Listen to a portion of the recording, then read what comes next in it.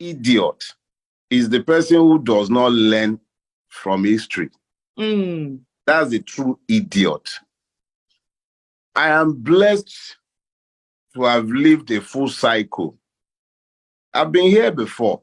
I was here in 1993. That's where we're back in 1993. In the immediate aftermath of the election, I remember making this point.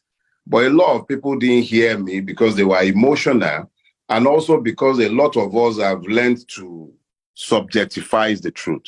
Because it is Mr. A, it is no longer true.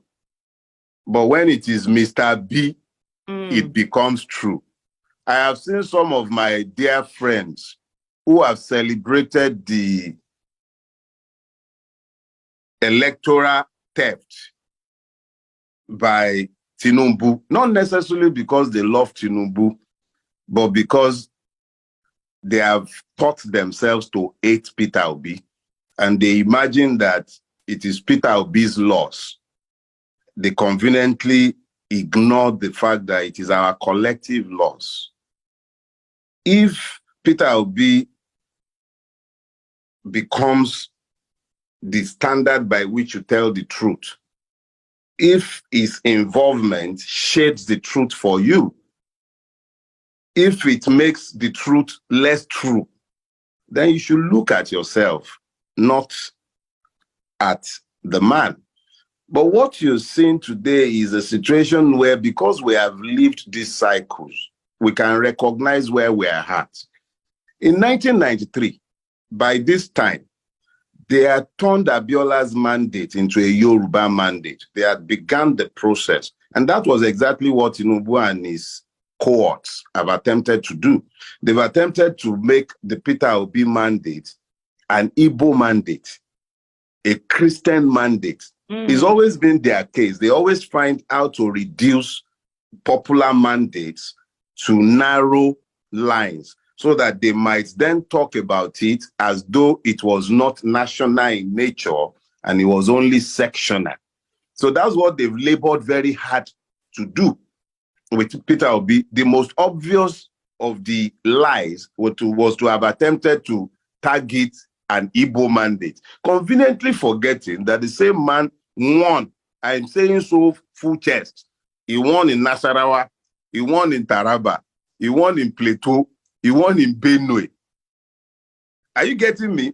He won significant votes in places where they would once upon a time have merely said the North voted this way, or the North this, the North that, subsuming human beings behind ethnic tags. But for once, Nigerians came together as one, and as they did in 1993, they are attempting to do now.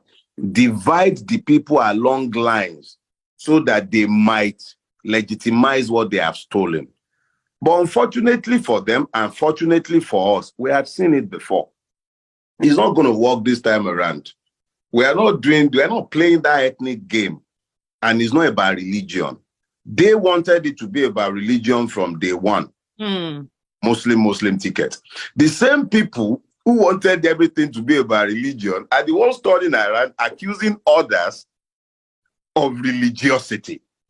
The same people who wanted it to be about ethnicity are the same ones turning around branding it an ethnic. So when you've seen these cycles, you would understand very quickly that in reality, Peter Obi is Abiola in this cycle.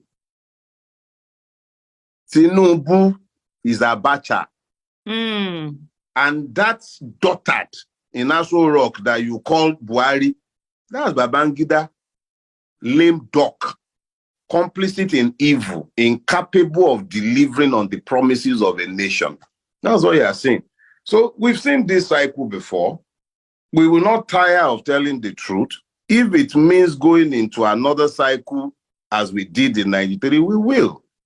But the one thing that is clear, Nigeria cannot call itself a democracy and enthrone an electoral criminal as its president. It's not possible.